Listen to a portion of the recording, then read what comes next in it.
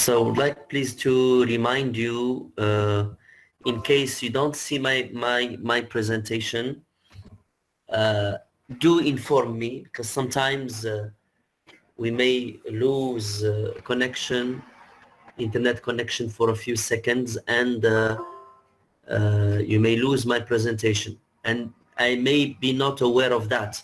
So in case you don't see what I'm writing, inform me, please. Now, before starting, I would like you to start with questions. Do you have any questions before we start?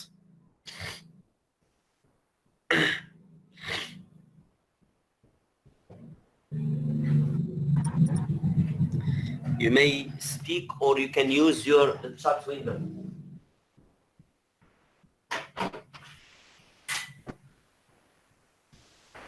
Any questions?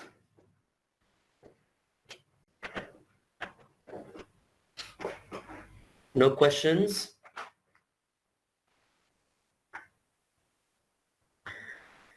If you have any general questions about the course itself, no? What do you expect from this course? What do you think will be the goal of this course?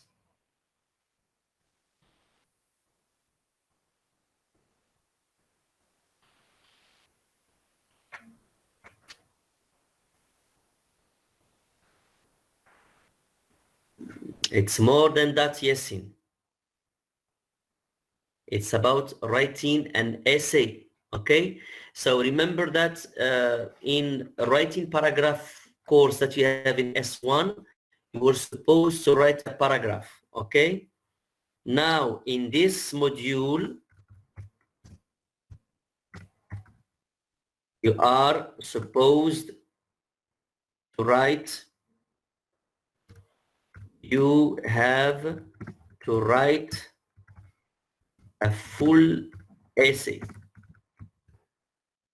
right? It's not a paragraph anymore.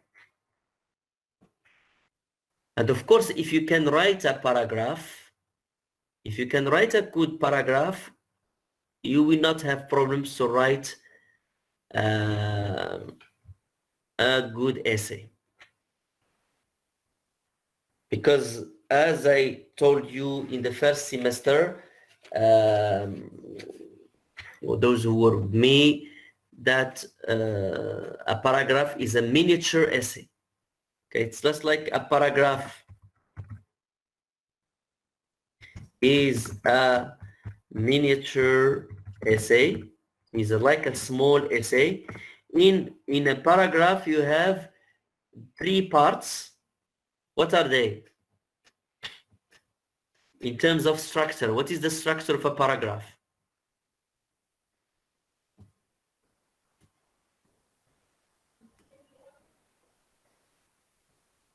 Yes, introduction, topic, sentence.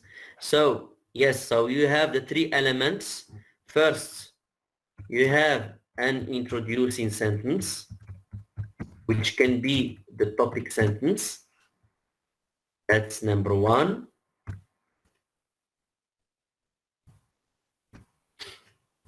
Okay.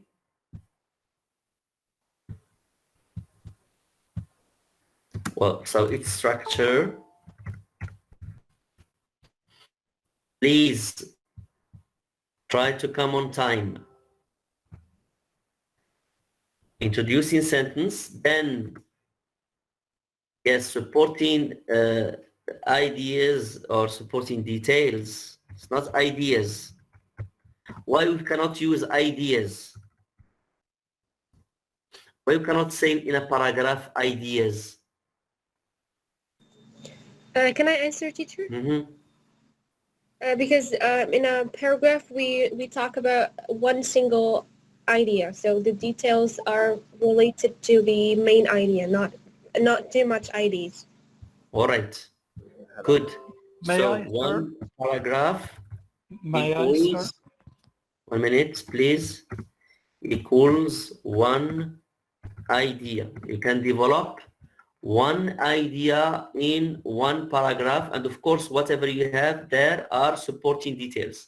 So then you have the supporting details. Yeah, want to say something? Yeah, yeah. My name is Ahmed Safar. I would like just to verify whether I am in the right class. I'm sorry. I am S1, Group 3. Am I on the right class, sir? Yes, you are in group 3. Yes, that's right. Okay. Okay, thank you, sir. That's Just explaining supporting details. We cannot say supporting ideas. I think that we have one idea and we need to clarify that idea with details, not other ideas. We already have an idea, so we cannot clarify it with another idea, but we can clarify it with other details that can be phrases, examples, etc. yes. Okay, so Salma is correcting S2. You are in S2, semester 2. We were in semester 1, and now we are in semester 2. Okay, so in a paragraph, we have introducing sentence, supporting details, and then we finish with, yes, Rim, a concluding sentence. Number 3, a concluding sentence. These are the elements that we have in a paragraph. Now, an essay is actually the same structure. Yes, what do we have in an essay? We have the different parts we have in an essay. Introduction, Yes, of course. then the body, then the Yes, conclusion. body. Conclusion. All right, body, or also we say development. And then number 3 is the conclusion. So if you compare between between a paragraph and an essay, you see that in terms of structure, it's more or less the same thing. The only difference is that an essay is longer. Okay, so in essay you may have as an introduction, you may have a paragraph as an introduction. Okay, in development or in body, you may have 2, 3 paragraphs depending on the number of ideas you have. And in the conclusion, you need also a paragraph. Now, what I want to remember is that this semester, you will not write an essay, you will not write a paragraph, you will write an essay. And here I'm really surprised that in writing paragraphs, while correcting exam papers, that I found that some students have written essays while the course was writing paragraph. Even the title of the module, the name of the module is writing paragraphs. So I don't know what is their excuse. I don't know whether they have had access to the courses we've been doing or not. But anyway, now I don't want you to do the same mistake. Now in this semester, you are supposed to write an essay. Now, number of paragraphs, there is no limit to the number of paragraphs. As long as you have as much, the more ideas you have, the more paragraphs you have. Of course, because of the constraint of time, you will not write pages. And I don't advise you to write pages even if you have a lot to say. Because the longer you write, the more mistakes you make. And I'm really unhappy when I correct a good piece of writing, but the students have written a long essay, and automatically when it's long, you have mistakes, and those mistakes, we penalize them. And then at the end, he does not have a very good mark, just because of the length of his essay. I'm not saying you have to write very short essays again. So for me, normally in the exam, we ask you to write a 5-paragraph essay. That would be the maximum 5-paragraph essay. That's what you are supposed to write. So there is no limit to the number of paragraphs you can write in an essay. As I have said, it depends on the ideas you have. All right? Are there any questions so far? May I, sir? Uh-huh. May I ask? I would like just to ask whether if it is a good essay, but there are only 2 paragraphs and conclusion. Would that be good? Would that be enough? But at least there is a problem here if you say 2 paragraphs. We need at least 1 paragraph which is an introduction. Apart from the introduction and conclusion. Yeah, well, if you say apart, then you have to count everything so that you can ask the question. Okay. Okay. A introduction, there is a paragraph. A conclusion, there is a paragraph. Good. And of course, in the body, it can be 1 paragraph possible. But of course, that means 1 idea. The more paragraphs, the better it is. Now, if in the exam you are required or asked to write 5 paragraphs, then you have to write 5 paragraphs. And then you need 1 paragraph as an introduction, 1 paragraph as a conclusion, and you need 3 paragraphs in the body. Thank you. Thank you, sir. That's Salma, what she has explained. Yes. Is there any questions?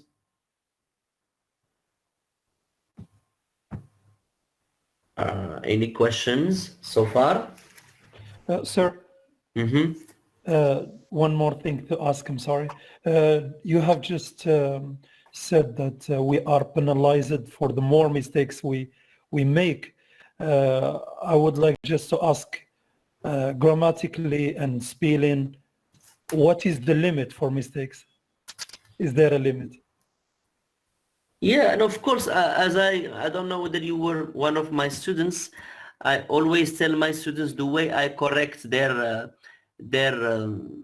papers is that I take into consideration 4 elements.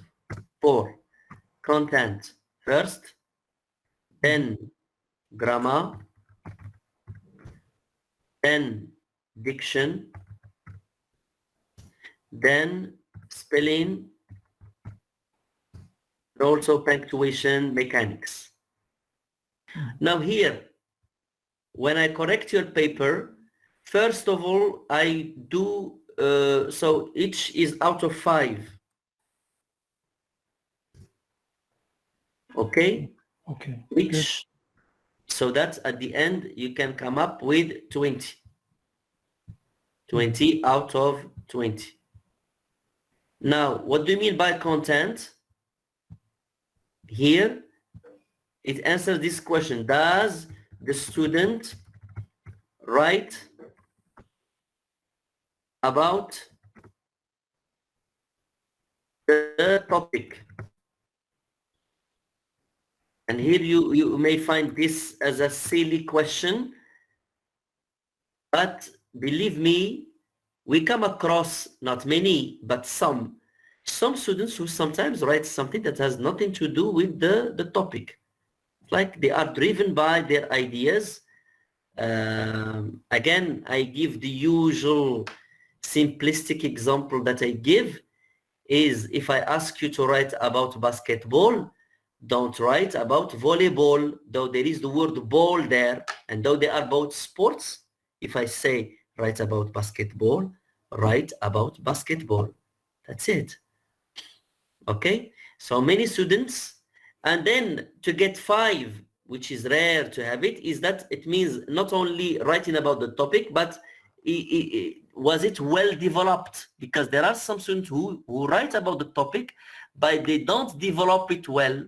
I mean, there are not many ideas, though they were required to write 5 paragraphs, for example, they write 3 paragraphs, for example. So it's not well developed, it means that it does not include many details. And of course, they don't deserve 5, they can get, so here you can get 2, you can get 3. If you get 0 here, that means no need to check other things.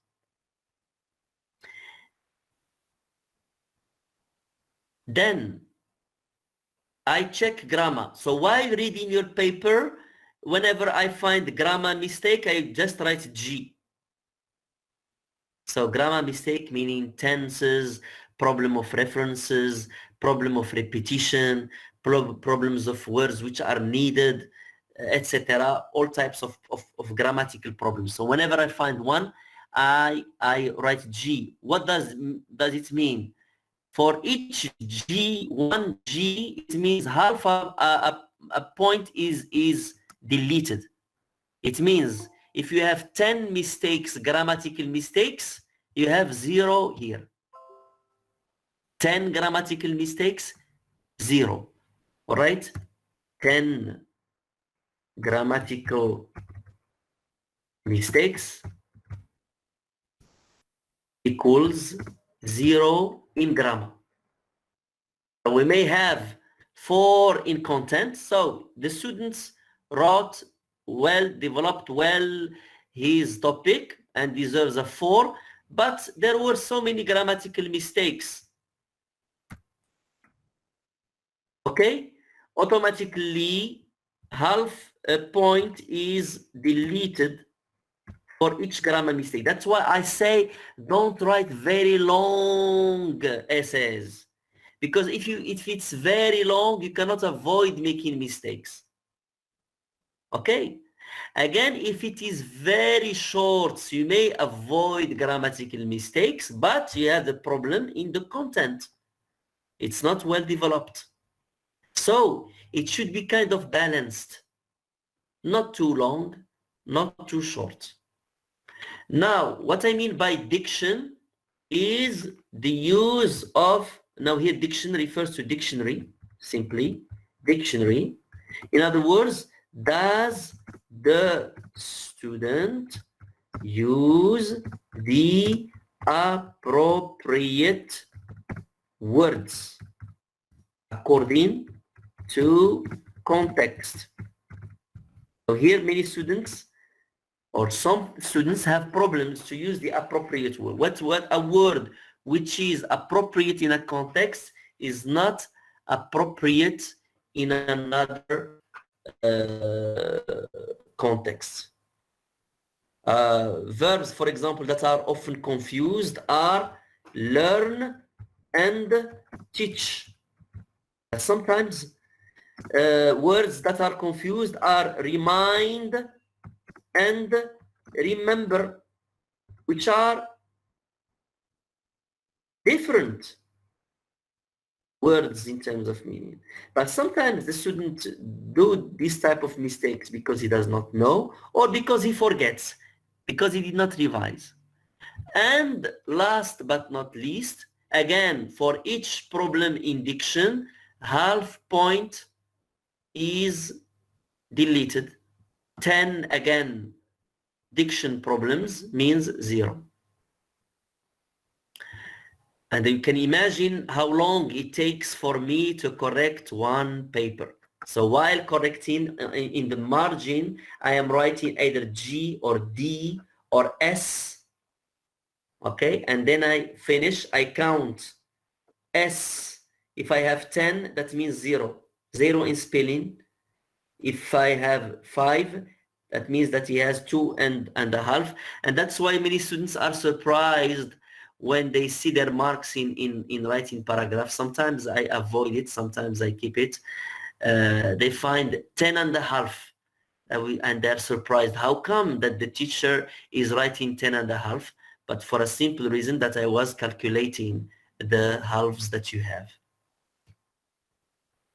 Okay, now spelling, again, writing, making sure that you write the correct spelling, and also problems of capitalization, punctuation. This is how your paper is corrected. Okay, so avoid very long essays.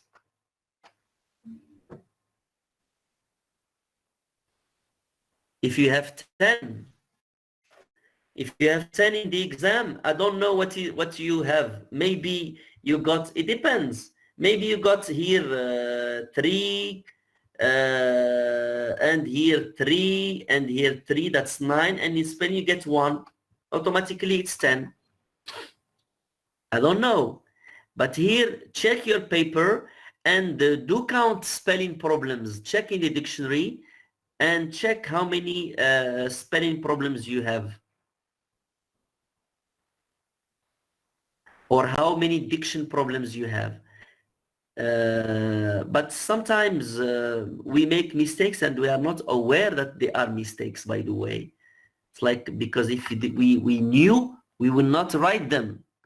And that's why you need to give your paper to someone else to check. So if I give you 13, that means that it was a good paper, Selma. Because I guess, I don't remember, maybe 15, I got maybe 15, the best mark was 15 or 16, I don't remember. But 15, I'm sure there was some students who got 15. Anyway, be sure that I'm doing my best so that trying to be fair, okay? And I don't care who you are. This is something that I keep on telling my students. I don't care who you are, whether you are a boy or a girl or plus now we don't even know you. And even if you will have a face-to-face class, I don't remember students, and I don't want to remember them because what I take into consideration in the exam is what they write in their papers, and they don't take personal matters into consideration. Again, this is something I tell my students. Even if you fight with me, it has nothing to do, it has no impact whatsoever on your mark. All right? Because I was a student myself, and I didn't like to be misjudged or penalized for personal matters. Okay? So whether you like me or not, this does not have an impact on your mark. I hope that you'll appreciate me, that you like me, but in case if it's not the case, I'm trying my best so that you can appreciate what I'm doing. But if not, again, this will have no influence on your mark. All what matters for me is that you write a clean piece of writing where you respect the content of the topic given to you, where you make less grammatical mistake, less diction mistakes, less spelling mistakes, and be sure that you'll have a good mark. Now, today we'll start with the first course that I have left, I suppose that you have access to, which is, since we talked about paragraphs before, maybe the first course will be like a continuum. We will talk still about paragraph and talking about order, okay? Order in a paragraph, the way we order our ideas. Now, first, this plan is a guide and it could be modified while writing your first draft. And you see that I'm saying first draft. It's impossible, or at least it is not advisable, to write your essay in one draft, because for sure it will be full of mistakes. Because of the exam, you will not have enough time to write more than 2 drafts. So I do prefer that at least you write first draft, and then you allow 15 minutes for writing the final draft, where you pay attention to spelling, to grammar problems, to punctuation, to tenses, etc. And you correct, and be sure that when you rewrite, you will discover a lot of stuff. So yes, it is a problem of time, but remember that the same time is given to all your friends. So it is a shared problem, and time is part of the exam. You are also tested on how you manage your time and how quick you are in writing, because there are some students who, if they want to write an essay, they have to stay 1 day. But no, you have to write an essay in 1.5 hours, and you have to train yourself for that. That's why, while working with your friends, please assign time as if you are in an exam. Maybe when you finish, you compare what you have written with your friends, then take a dictionary, then check, then correct, but at least make sure that you finish in 1.5 hours. If you write at home as a homework your essays in 1 day, I don't know how you'll be able to write it in 1.5 hours the day of the exam. So it's a question of training, as if you are practicing sport.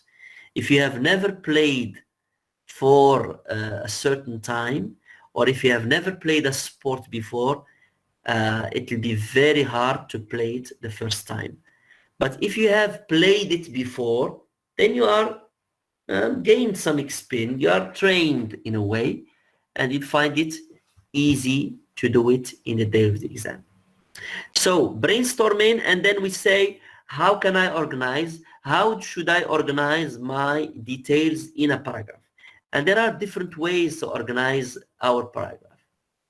It's either following what we call as spatial or sequential or climactic order. So these at least are different ways of ordering details in a paragraph. What do you mean by a spatial order, in your opinion?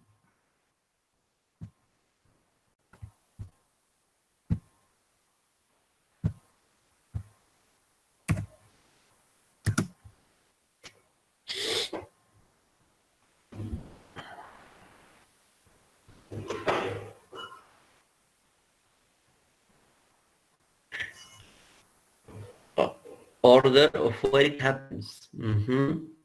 Yes.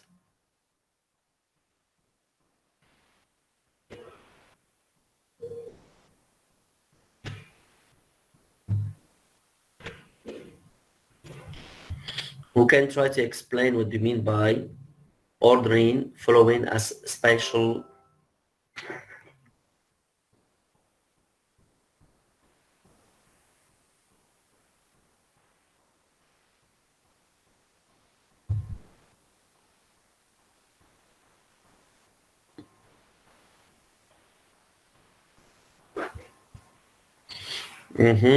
Yes.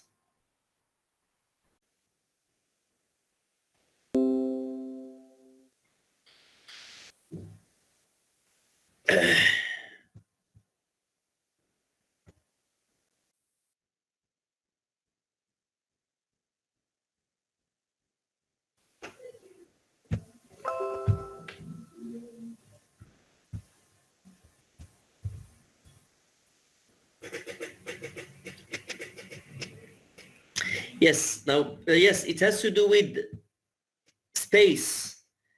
Things are organized in space, place, yes, concerning position.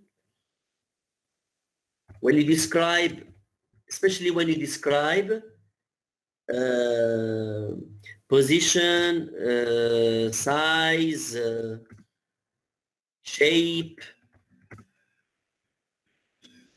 okay? Now here, Erin says, for example, describe something top to bottom or bottom to top, location, space, yes. So here, this type of order is important, especially in descriptive paragraph when describe a place, for example. Okay, location, geography, yes. Location, etc. Now, this is the first one. Second one, we are talking about sequential order.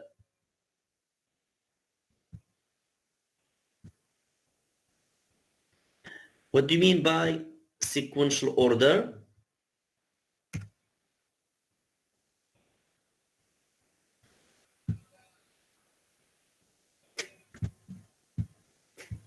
May I, sir? Mm-hmm. I think sequential order, we're talking here about ideas coming one after the other, following ideas. Yes. Okay. Yes. Thank you.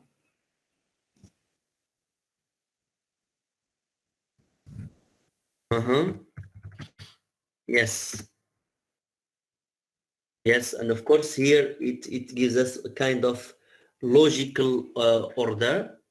Yes. Mm-hmm. Series of events describing, yes.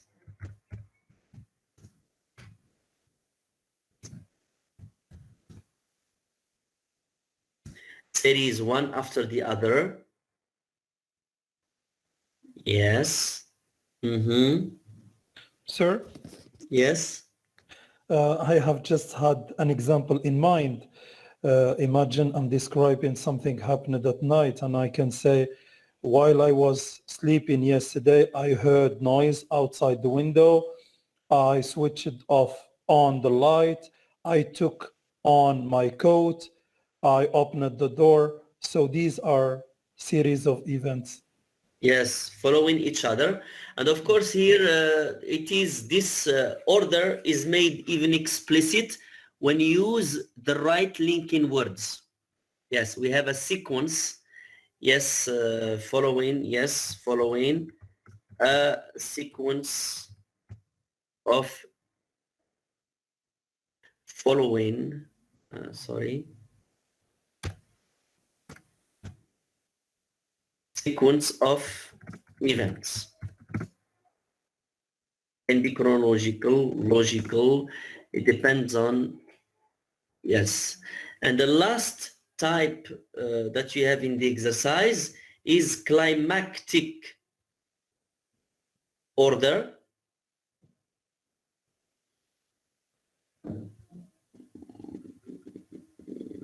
So here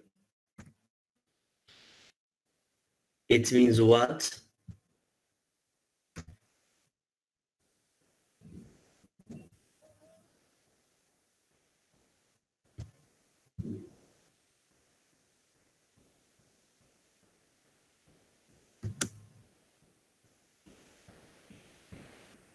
Yes, Yassine, events in order of importance.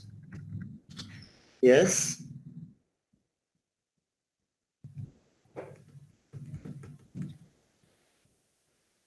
Now here it refers to the word climactic, refer to the word that is used in literature, which is climax. Yes, that's what Mukhtar.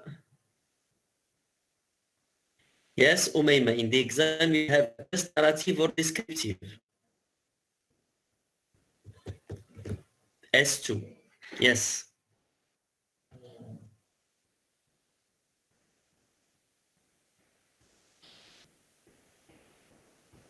You know, in literature we have a climax. It's like you are telling a story and you reach a point where it is very exciting. That's the climax, the most important point, the most exciting, the most intense point. All right? That's what we call climax. The peak, yes, in the peak of the story, the most important thing. So here, when you are ordering things in terms of importance. Okay, so now that we have explained the different those three types of ordering, I would like you to read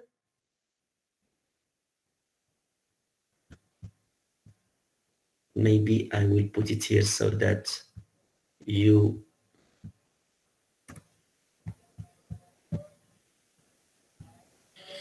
read the paragraph and try to answer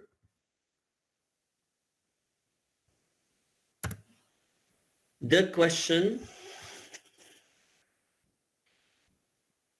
Sorry, I've missed time order. Sorry, missed time order.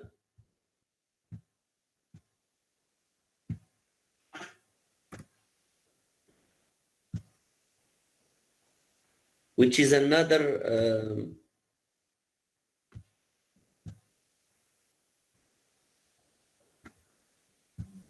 way of ordering things, and as its name suggests, it refers to time, and that's what some of students confused with chronological. This is chronological order.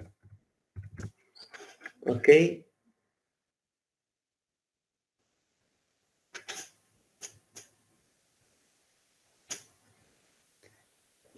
When you refer to time, when your ordering refers to time. Okay, so sequential order is close to time order, but in time order, the focus is on time. Or whereas in sequential order, the focus is on events. This event happened first, then second, etc. Now, read this paragraph, okay, and answer the questions.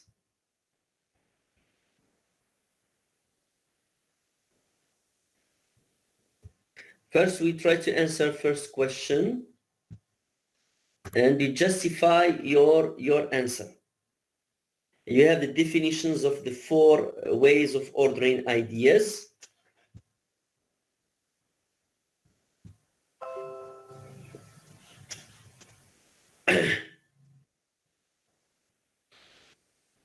Question number 1, don't write your answers and don't say it orally, please. Why I say that you don't speak? Because when I give a chance for speaking, it's always the same students who are speaking. That's why I would like to everyone to participate by at least writing their answers. And since it is a writing course, I would prefer that you write, okay? And when you write, we will check also if there are any problems. So before sending, check whether you have any problems.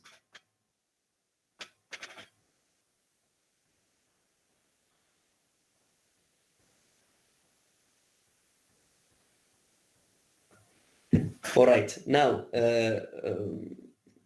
don't write now. Give you 2 minutes, and then you can write the answer for question number 1, and you justify your answer, please.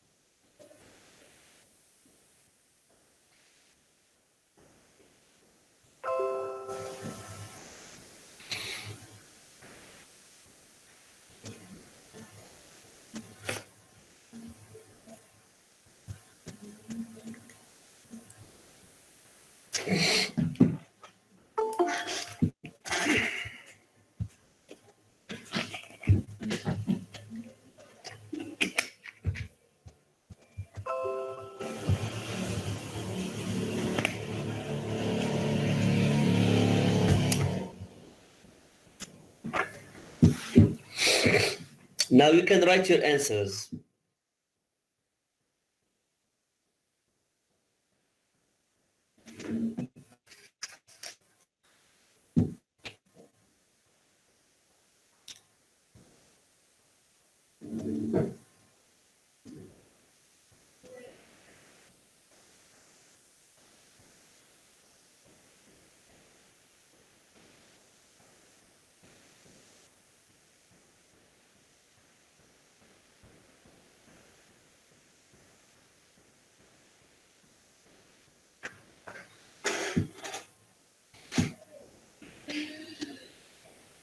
Yes, the other students.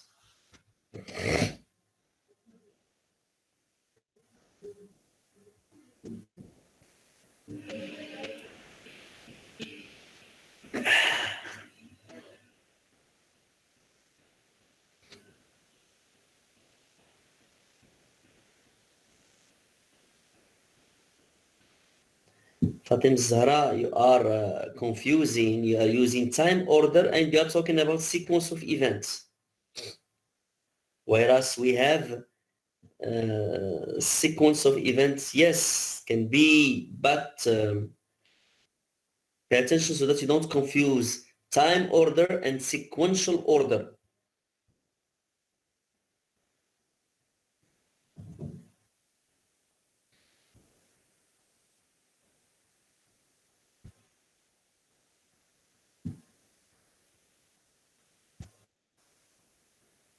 Jawad Manyani, well, so most students say that it is sequential order, which is correct, okay? And things that helps us here.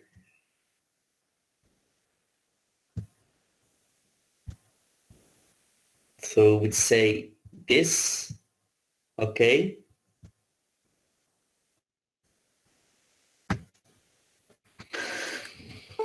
Linking words that refers to sequence, and the linking words that refers to sequence are, you have first, okay, then, finally, that shows sequence of events.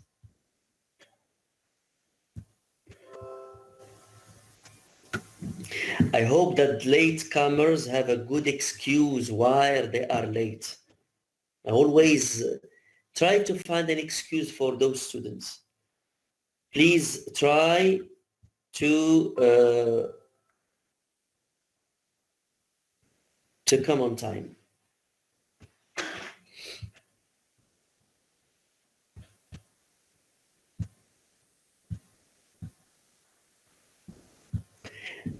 Yes, now, question number 2.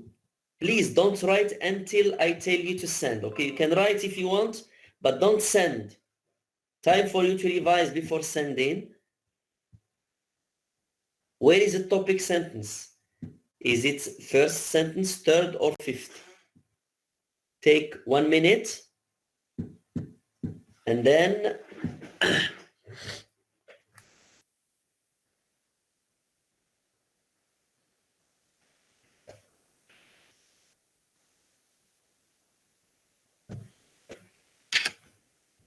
at last, yes, or so.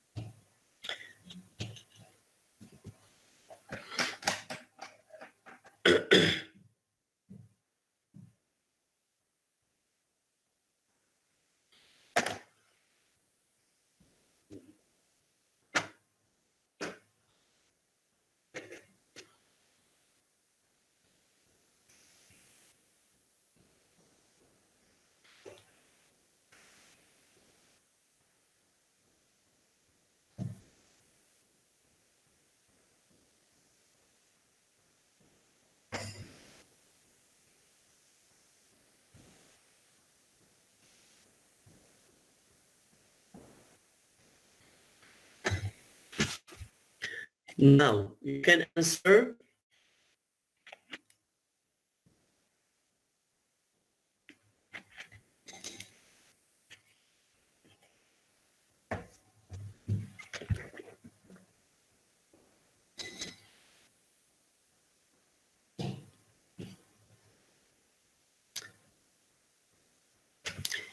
Yes, you're right.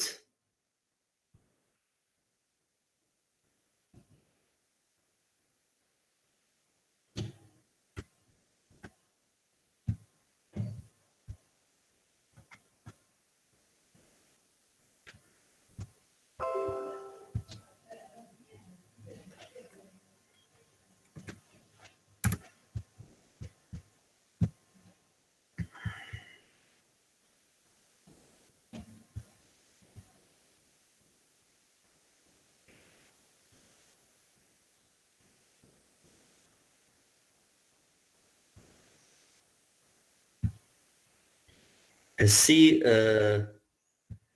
paragraph. Pay attention to the spelling. Okay. Now, write 3 details that support the idea of the paragraph. So the first sentence is the general idea of the paragraph. Now write the 3 details. Don't write now. 2 minutes for you to write, and then you can send. But until I tell you, so that you don't influence the answers of your friend.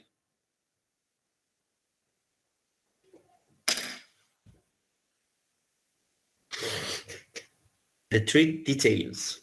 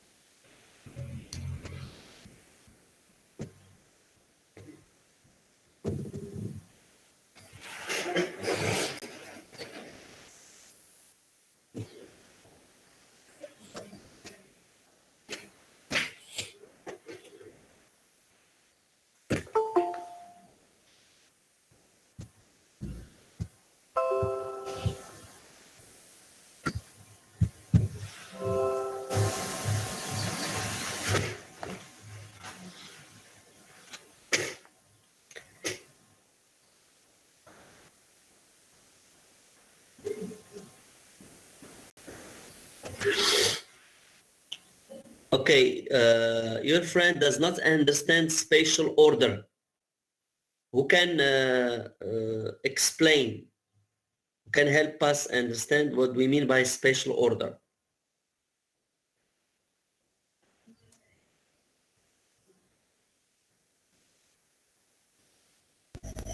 Yes, teacher, can I ask? Yes? When I describe, for example, entering in the room, I can talk. When I open the door, I find on the left the kitchen, then I find the sweet room. After, on the right or on the top, I find the light with the decoration. On the right, we can find the living room and tell us. Good. Yes, so here you have space. Whenever, yes, it is about places. When you want to describe a place, the order in which you see or you describe something, you can use expressions like, as your friend has mentioned, on the right, okay, on the left, behind, next to, or beside, opposite, near, far. Yes, These are all expressions that you can find in spatial order. It means that you are middle, yes, above, below, okay? These are all expressions that you can find in spatial order. So you're describing a place, or you're describing something in a place, and you are using those expressions to describe the way you see those and the way those things are situated in space. Yes, the way they are, as Naufal says, the way they are arranged in your space. Okay? Good. Now that's, I hope that you have understood. Now, we would like the 3 details. You can write your details. 3, and you see that they are all supporting the same topic sentence. I prepared myself. So here, we'd like to see how he has prepared himself.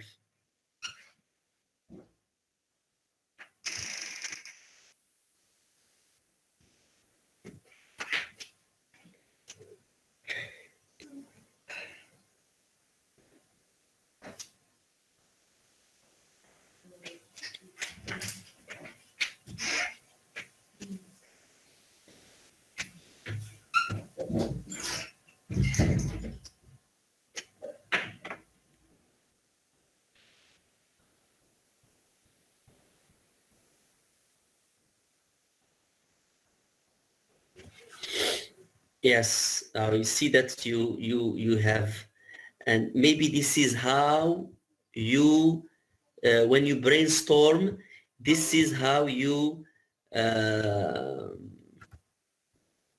you can organize your ideas. Okay.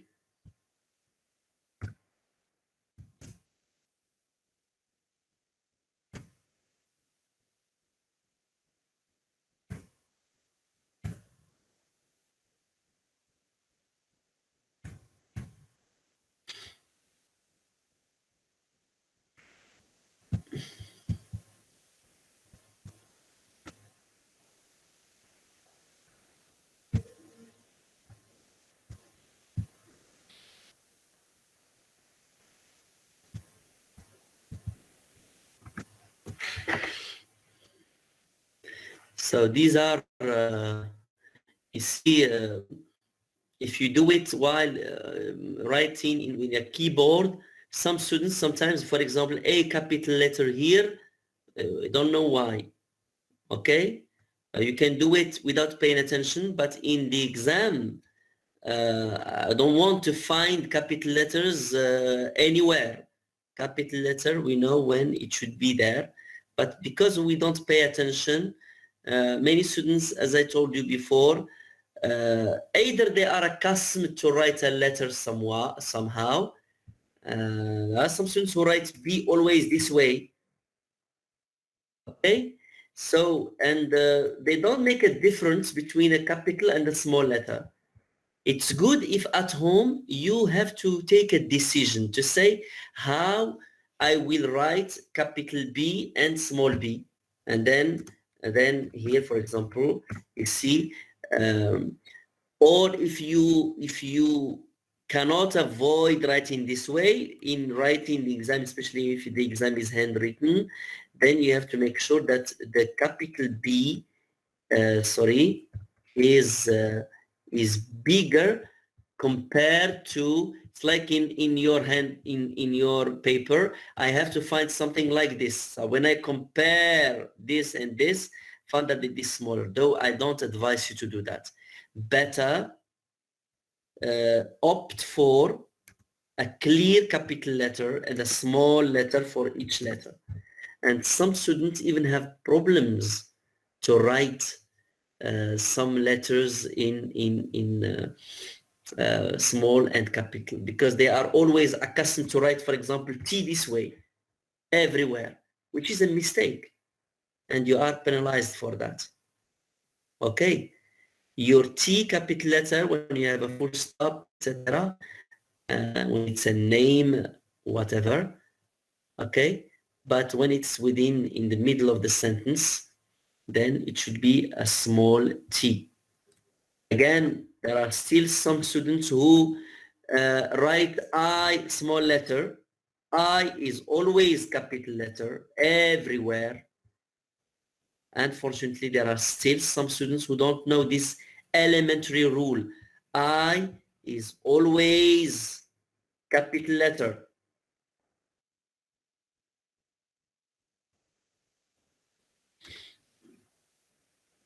I don't want to bring proof about that, but believe me, there are some students who don't know how to write.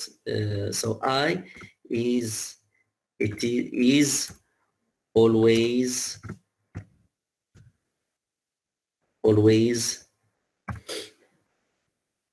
written as a capital letter everywhere. Don't need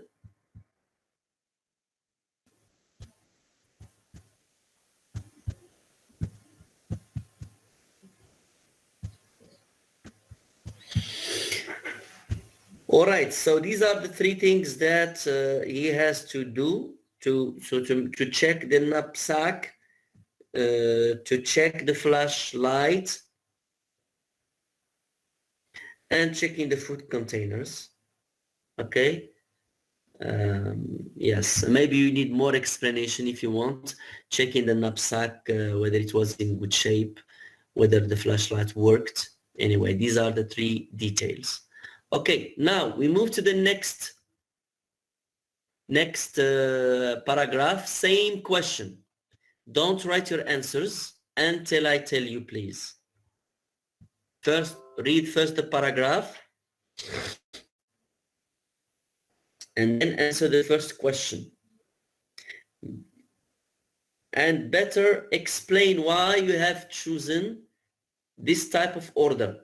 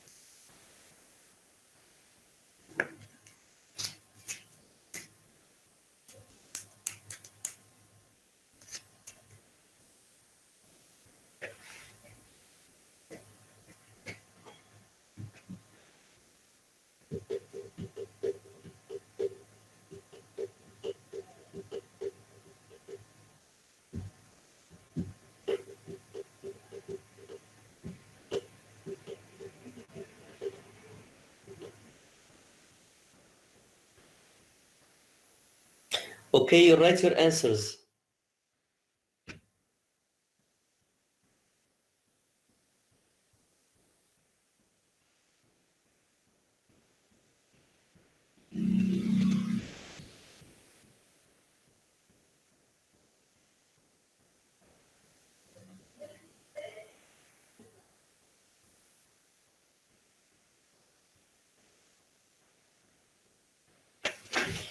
Mm-hmm. Yes.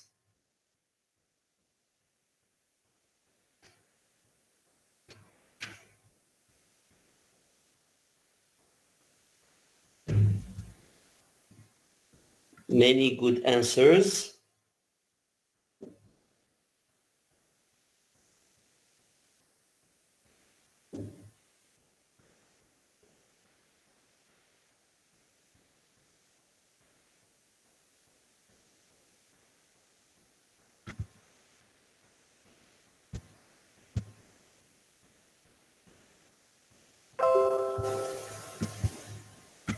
So it's the climactic order.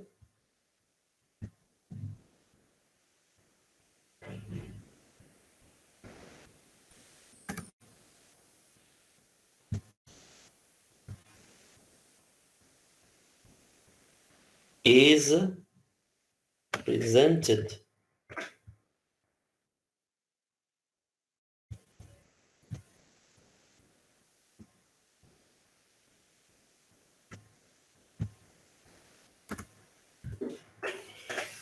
At last, it's like what Khadija mentioned, there is a kind of suspense.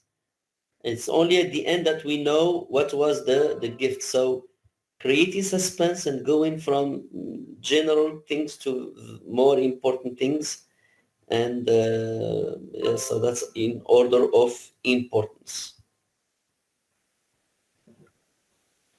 Yes. Good. Now, is the most number 2? Now, this is maybe the answer was given. Pay attention to the word exciting. Again, this is a common mistake. Many students forget that there is a C in the word exciting.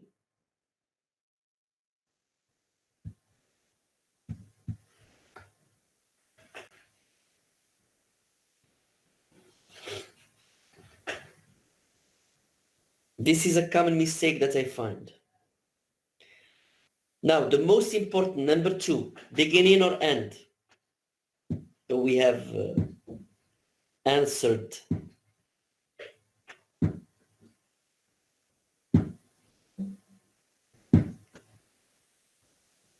And of course, this we did, and it was included in the answer in the first question. Yes. Now, write the 3 details. Don't write now, please. Give you 2 minutes, and then you can put your answers.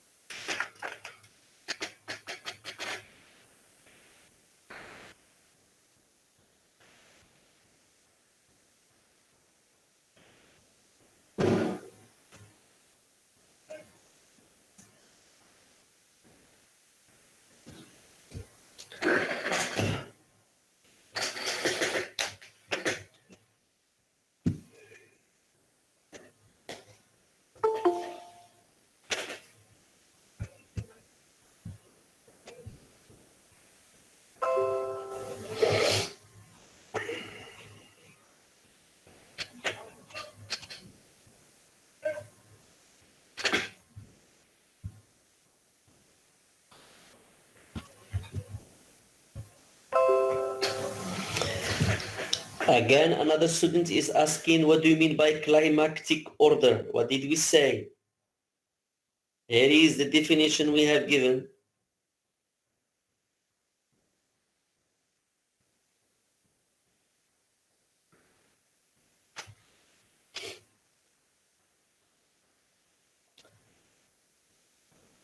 Is there any other student who can explain to your friends what do you mean by climactic order in a simple way?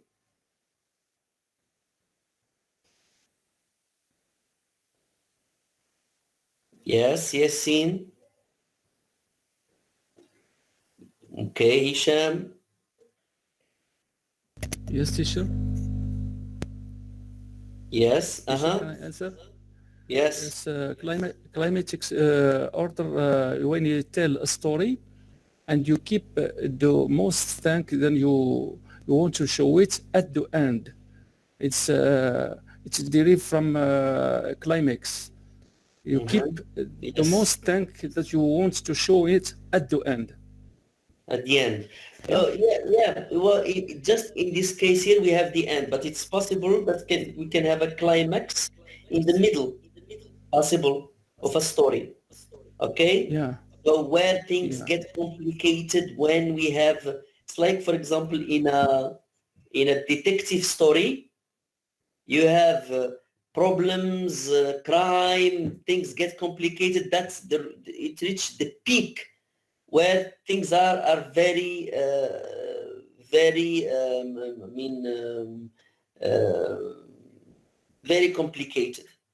Okay, and then later on there is what we call the denouement at the end. The denouement is when we have the answer to the we know, for example, who is the criminal, for example. That's a possibility. So yes, climax can be at the end, possible, or somewhere in the story. What matters is that it portrays the peak situation. Yes, in some cases, when the writer try to solve or to give the solution of some difficulty. Yes, but it's not in the climax. Yeah. Possible. Yes, it comes a little bit after. Yes. Mhm. Yes. Thanks, teacher.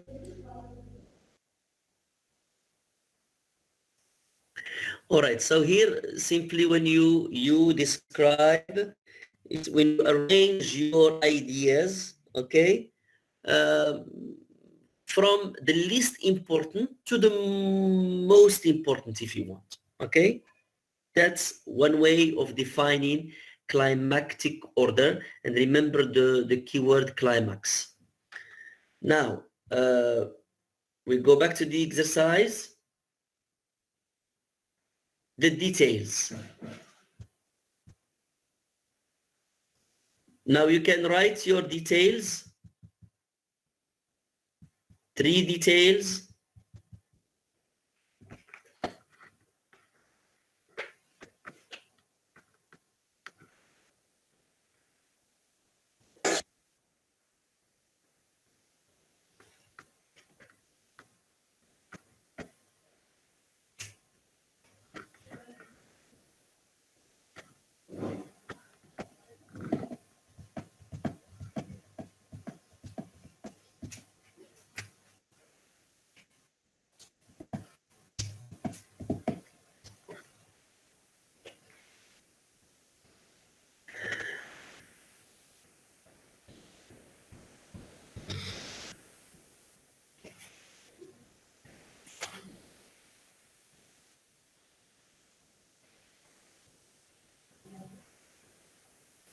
Yes, the others.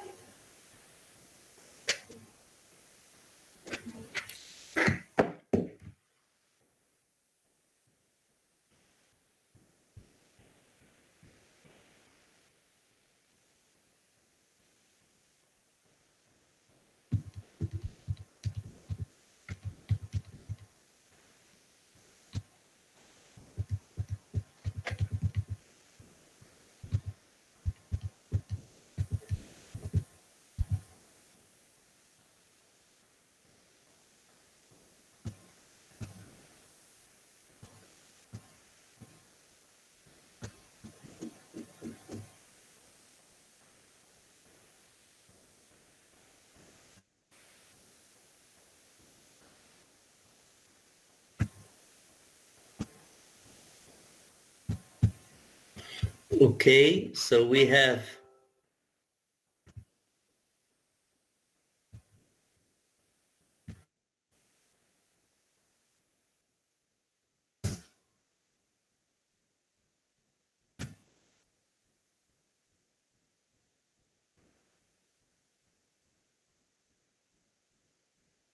and C.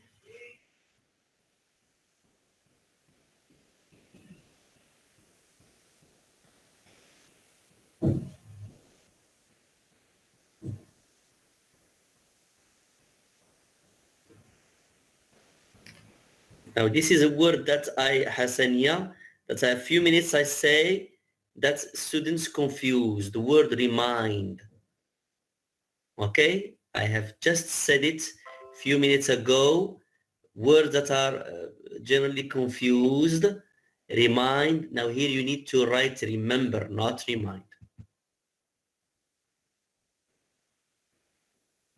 Okay, you remind someone and you remember yourself. These are two confusing verbs. And here remind is not appropriate. That's an example. Remind given by your friend is an example of a diction problem.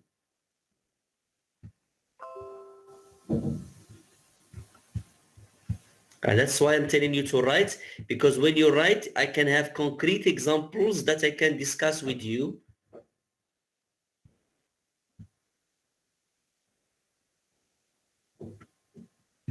And finally, see, she opened, okay, her eyes and looked at the, yes, she closed and her eyes and looked at the, and looked at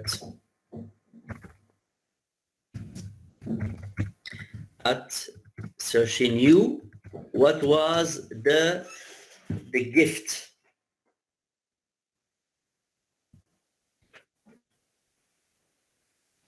All right. Now we see here what you remember, please, that each paragraph that you write needs a topic sentence, and each topic sentence needs details to develop. These are things that we have discussed in S1 in writing paragraphs. Okay, you need to develop your ideas. Don't say an idea without being developed. So the more details you have, the more interesting is your idea. You can have sometimes some good ideas stated by some students, but they are not well developed. Okay, now look at the next exercise. Now here you are provided with examples of topic sentences. And here you have to choose which type of ordering would be better. For example, we have the first example. This is how to paint a room. If I have a topic sentence like this one, then the best type of ordering would be the sequential ordering. Okay, so how to paint a room, then we expect that there is a sequence of events, one following the other. Okay, in some cases you can have more than one possibility, but I would like you to choose the best according to you. Okay, now I give you a few minutes. Don't write your answers again. Look at number 2, give you 1 or 2 minutes, and then you have to write your answers. Which type of order you or ordering you think is the best?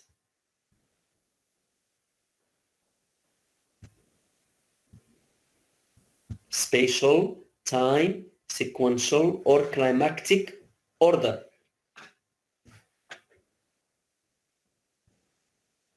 And again, Hassania, you have written the mistake that I've told you not to say. I mean, even when you type in, I know that you know it now, but you maybe because you are typing, I never should be written as small letter. It is always capital letter. And I thank those who are writing, because the students who are not writing, they can never know what are their mistakes. And they are hidden behind the screen, don't know whether they're following or not. But when you write, that's the best proof of me that you are among the best students in this class. Those who are silent, those who are not participating, for me, they are not competent enough. Show me that you are competent by writing your answers, please.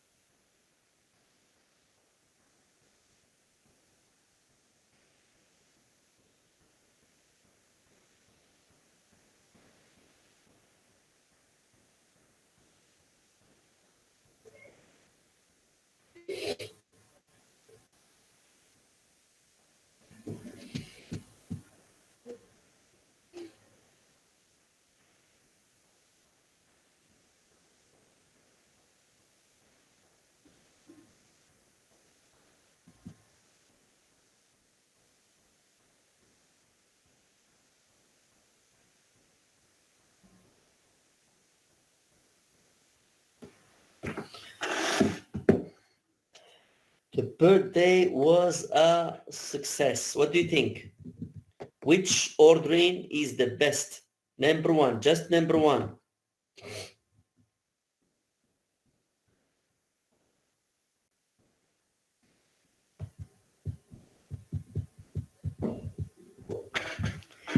Yes, so yes, climactic would be good.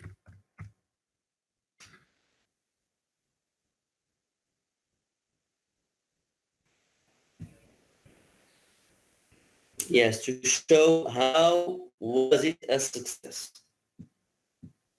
Of course, we can use other types of ordering if the focus is on other things. If you use, for example, time ordering, then you focus on the different stages, periods, refer to time, the beginning, in the middle, at the end. Now here the focus is on time.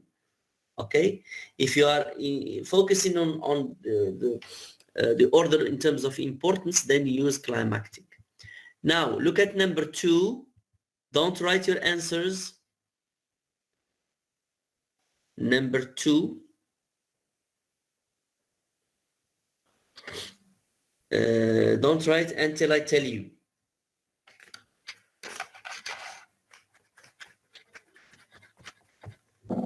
And you write number so that we are not confused.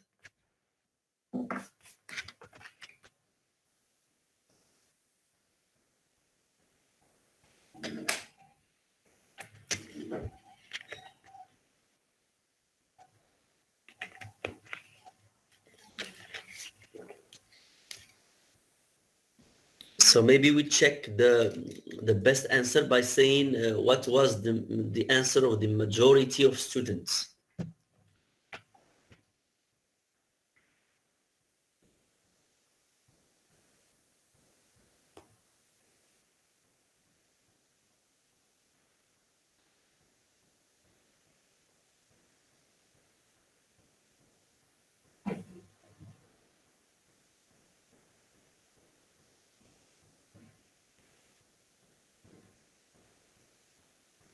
Yes, number 2.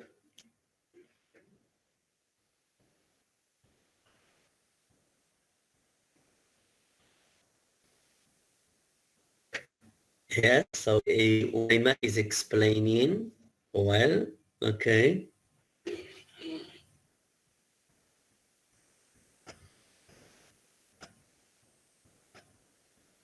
Spatial order, so we have space describing space.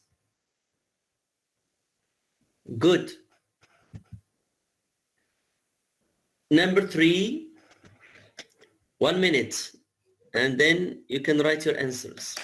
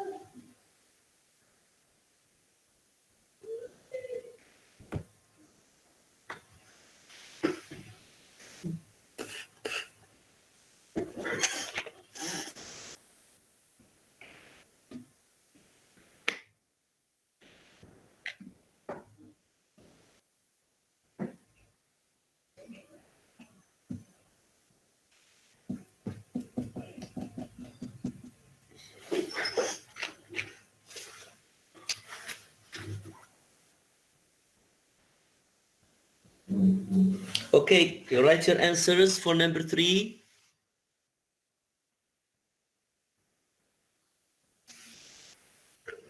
Okay, good.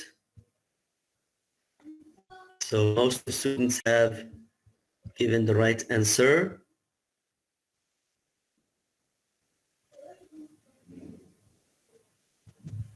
What's this?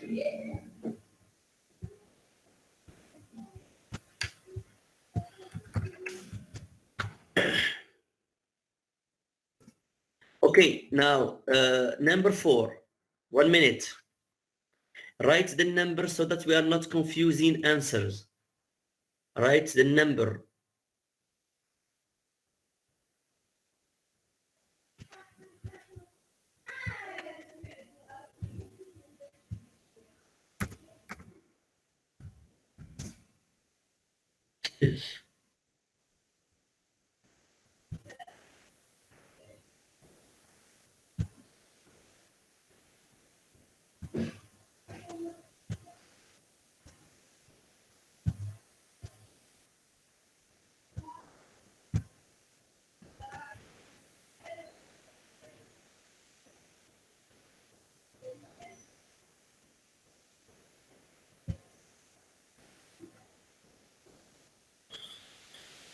Mhm.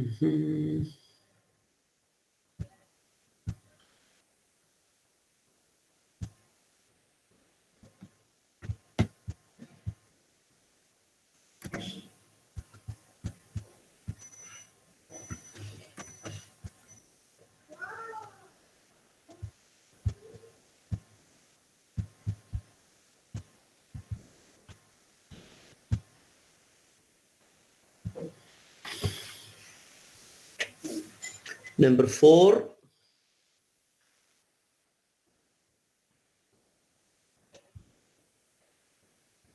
Yes.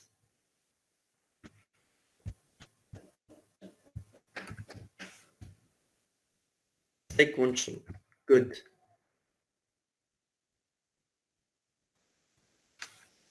Number 5. 1 minute. Just to give you time to type.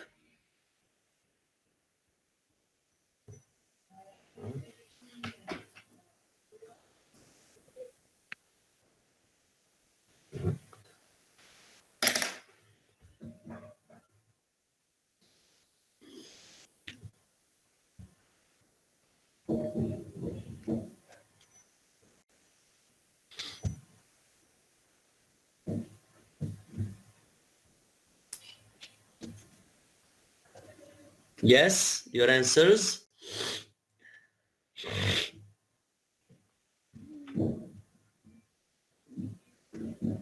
Pay attention, we have the word Tuesday. Automatically there is a reference to time, okay? So, time here.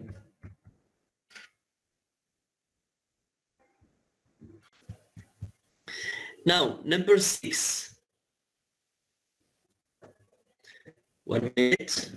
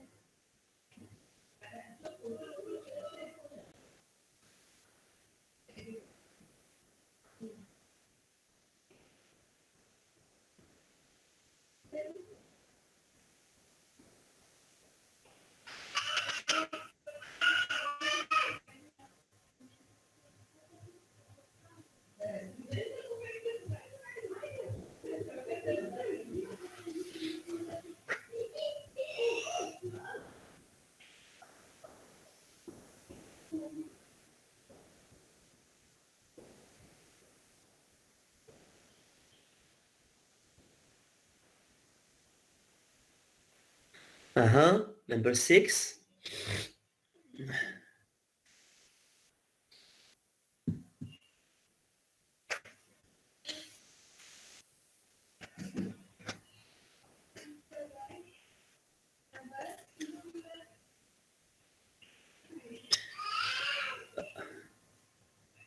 So I'm surprised to see spatial order here. Ted. Talking about Ted is a name. Mohammed. It's like if you say Mohammed should join the soccer, football. What is the place for spatial there? Spatial order say when we describe a place. So it's the last thing to use here. What would be better here is the climactic order. Yes.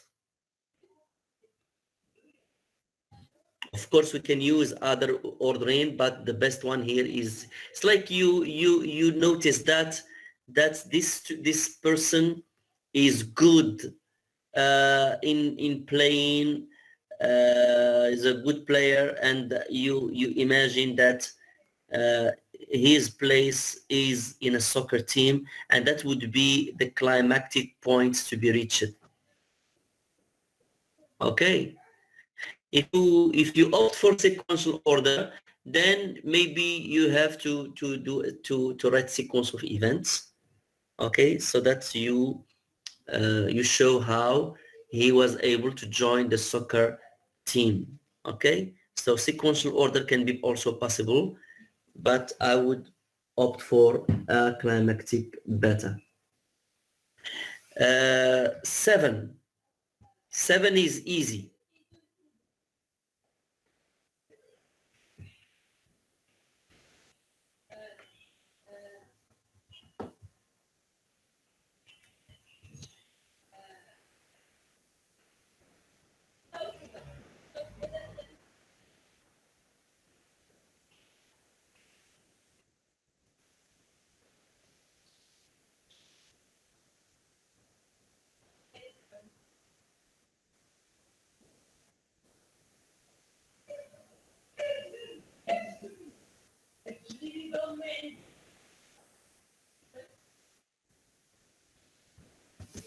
Yes, of course it is.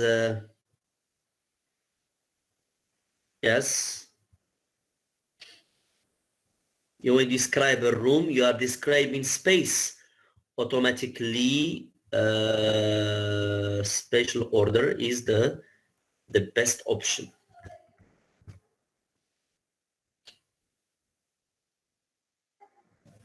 Spatial order is the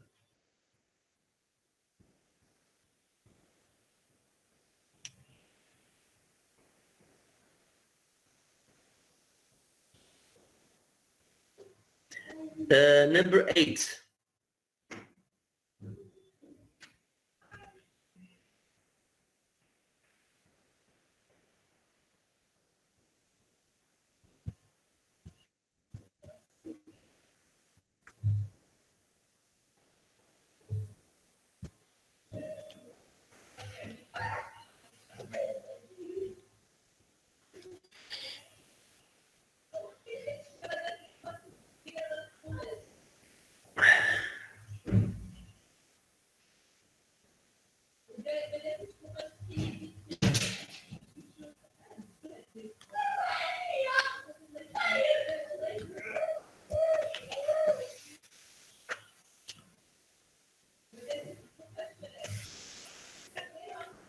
So it depends, okay?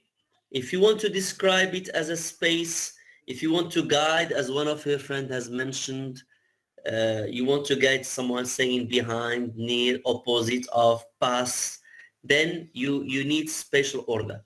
Otherwise, it can be sequential order if you want to talk about sequence of things.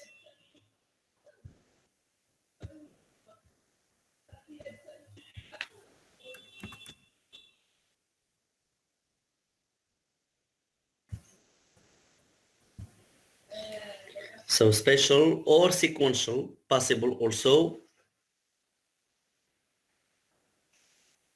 The first block, the second block, the third block, then you can use sequential. Yes, so it depends, as I told you.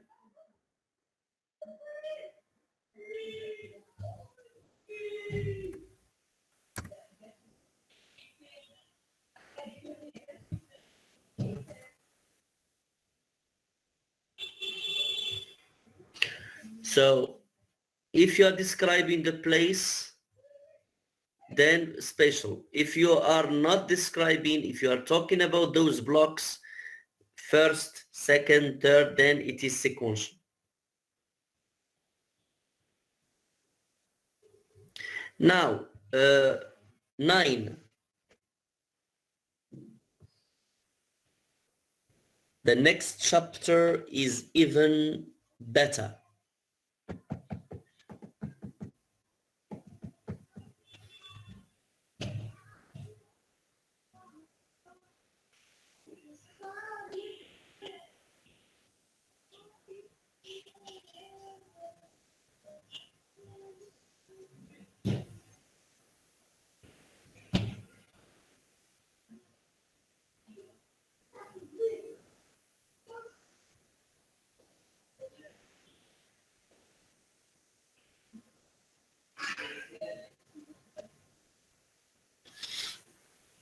Yes, climactic.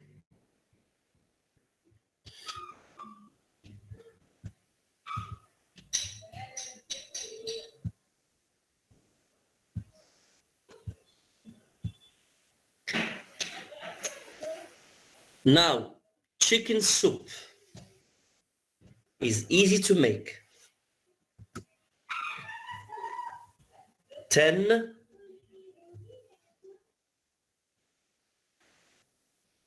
I'm surprised, Hisham, why you say spatial order here in 10. How come? Are we talking about space? Are we describing a place? No, of course, no. Yeah, definitely. It's like if you want to give a recipe to someone, you can say, do this, then do that.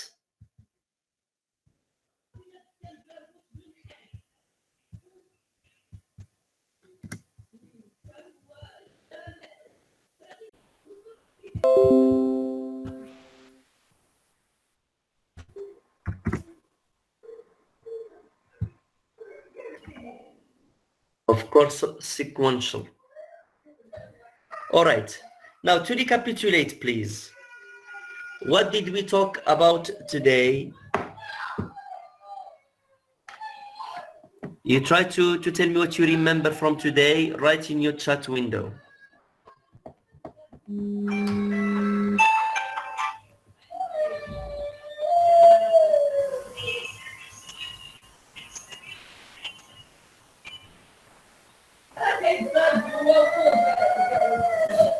Yes.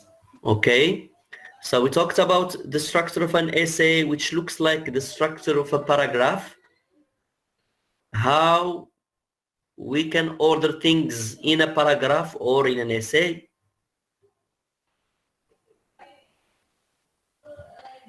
Can be, but not, it's not, yes.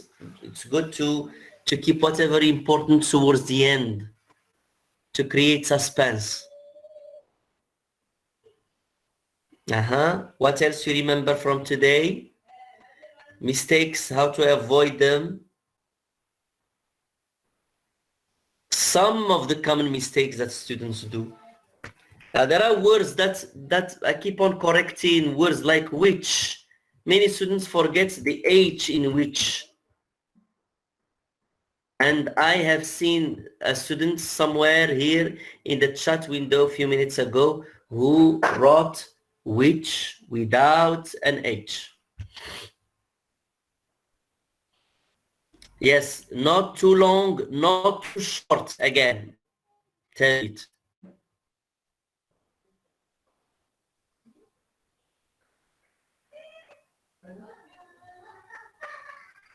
Yes, any other things that you remember? Yes. Now, do you have any question?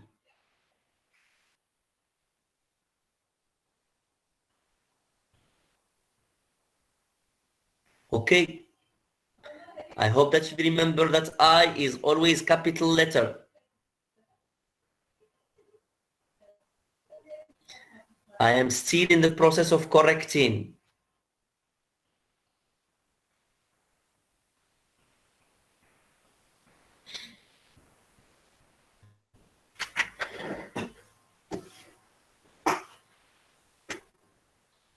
We say don't say notes. This is, again, this is an example Salma has given us of a mistake of diction, is that using a word that we have in French and we think that it is a word that we use in English. Not. This is French. Our marks. So you will know your marks when we will finish correcting your papers.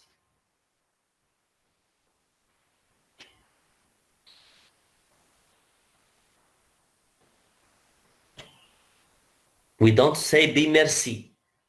We say have mercy. That's a mistake in diction. And we ask mercy from God. I'm not God. I am a humble teacher. And many students have validated in the first semester because they deserve it. And I'm sure sometimes, you can find that this information you don't have. Sometimes when we know that a student has copied from another student, we give them both bad marks. They never know why, but they can be suspicious. Or you copy from internet and you have a bad mark, though you feel that you have written a good thing, but you have copied. And sometimes we can find out. And that's why you have a bad mark.